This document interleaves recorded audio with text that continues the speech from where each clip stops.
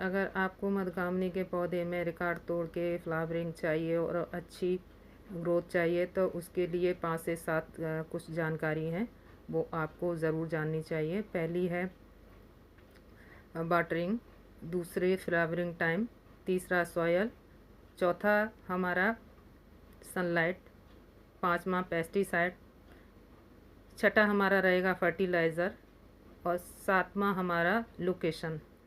तो मैं आपको एक एक करके बताने वाली हूँ। और ये जो आप पौधा देख रहे हैं ये मैं फरवरी स्टार्टिंग में लाई थी और हमारे यहाँ थोड़ा महंगा मिला था। ये छोटा सा पौधा मुझे 200 रुपये का मिला था। तो ये फरवरी के बाद से इसकी हर महीने रुक रुक के इसमें भर भर के फ्लावरिंग हो गई है। तो उसके लिए आपको क्या करना है, पहले आपको इसको कैसी भी मिट्टी में आप लगा देंगे तो भी ये चलता रहता है, मगर आप मेरी तरह मिट्टी में लगाएंगे तो इसका बहुत बेहतरीन रिजल्ट मिलने वाला है और साल भर लगभग ये फ्लावरिंग करता रहेगा। हर महीने ये रुक रुक के फ्लावरिंग कर रहा है और इसकी तीसरी बार ये फ्लावरिंग हो चुकी है।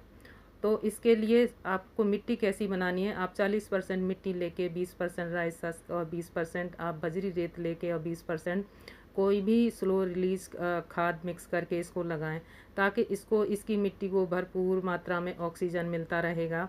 और आप देख रहे हैं जैसे मेरे पौधे का ये कुछ महीनों में रिजल्ट है, आपका भी ऐसे ही रिजल्ट आने वाला है। अब बात कर लेते हैं इसकी फ्लावरिंग की। तो इसकी फ्लावरिंग आपको जून और जुलाई बहुत झुलसती गर्मी होती है, तो आपको अगर इसके फूल 4 से 5 दिन अगर अपने पौधे पे फूल रखने हैं तो उसके लिए क्या करना है, आपको जब लगे कि इसके बड्स बनना शुरू हुए हैं तो आप इसे छनी हुई धूप में रख दें, डायरेक्ट सनलाइट में ना रखें। जैसे ही इसकी बड्स बनना शुरू होंगी, अगर आप चाहते हैं कि 5-6 दिन इस पर फ्लावरिंग रहे तो इसके लिए आपको इनडायरेक्ट सनलाइट में रख देना है, तो आपके फूल 5 से 6 दिन इस पौधे पे बने रहेंगे। अगर आपने ऐसी झुलसती गर्मी में इसको पूरी धूप में रहने दिया, पौधा तो बहुत हार्डी होता है मगर इसके एक ही दिन में फूल ख़राब हो जाएंगे। तो आपको 5 से 6 दिन फूल इस पौधे पे चाहिए तो आपको इनडायरेक्ट सनलाइट में रख देना चाहिए। और अब मैं बात करूं इसकी धूप की, तो इस टाइम पे इसके लिए 11 से 12 बजे तक की धूप काफ़ी है। और इसको पानी, जब पौधे में फूल खिल रहे हैं उस टाइम पे इसको पानी कैसे देना है, आप सुबह भर के पानी देंगे। शाम को अगर आपको लगे कि मिट्टी थोड़ी सूखी है तो आप हल्का सा पानी दें, फिर सुबह आप इसको भर के पानी दे दें। अगर फ्लावरिंग हो रही है तो आप इसी तरीके से पानी देंगे। अब रही बात इसकी कीड़ों की, तो इस पौधे पे मैंने कभी कोई कीड़ा देखा नहीं और ना ही इस पे लगते हैं कोई भी कीड़े। इस पे थोड़ा सा बहुत ज़्यादा जब सर्दी होती है तो उस टाइम पे थोड़ा सा ब्लैक ब्लैक इसके लीफ पे दिखता है, तो आप भर भर के पानी की भी सावरिंग कर देंगे तो उतने से ही इसका हो जाएगा। किसी भी पेस्टिसाइड की ज़रूरत नहीं पड़ती इस पौधे पे।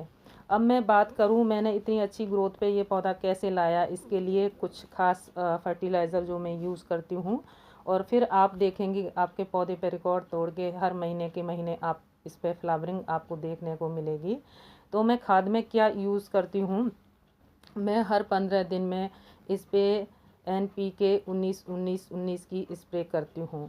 तो अभी जैसे गर्मी चल रही है तो आपको स्प्रे कैसे करना है, पहले आप नॉर्मली जब शाम की टाइम पे पानी की साबरिंग कर रहे हैं उसके बाद लास्ट में आप NPK 19-19 की 15 दिन में एक बार आप स्प्रे कर दें। और दूसरा मैं क्या देती हूँ, जो काली और हरी दाल है उनका पानी बना के, और जो चावलों का माड़ है उसका पानी बना के मैं दे रही हूँ इस पे। तो आप देख सकते हैं इसकी बहुत अच्छी ग्रोथ भी हुई और मेरा पौधा ज़बरदस्त ये ग्रोथ पे है। अब मैं बात करूँ, 1 महीने में आपको एक चीज़ और देनी है, वो है आपको बहुत ही ट्रांसपेरेंट बना के थोड़ी सी सरसों की खली है, सरसों की खली में आप 4 दाने DAP के डाल के आप घोल बना के दे दें। आपको बहुत लाइट देना है क्योंकि गर्मी है तो बहुत ज़्यादा नहीं देना, बहुत थोड़ा सा आप सरसों की खली को घोलेंगे उसमें 4 दाने DAP के डाल के आपको महीने में एक बार दे देना है। फिर आप देखते रहेंगे कि इस पौधे पे ऐसी साल भर फ्लावरिंग होगी। लगातार कंटिन्यू फ्लावरिंग होती रहती है इस पे। हर महीने के महीने ये मेरा पौधा फ्लावरिंग कर रहा है। तो आप समझ गए होंगे कि ये कितना आसान है इस पे, और आप ठीक तरीके से आप करेंगे तो बहुत ये जानकारी बेनिफिशियल होने वाली है। फिर मिलते हैं ऐसी किसी नई जानकारी के साथ।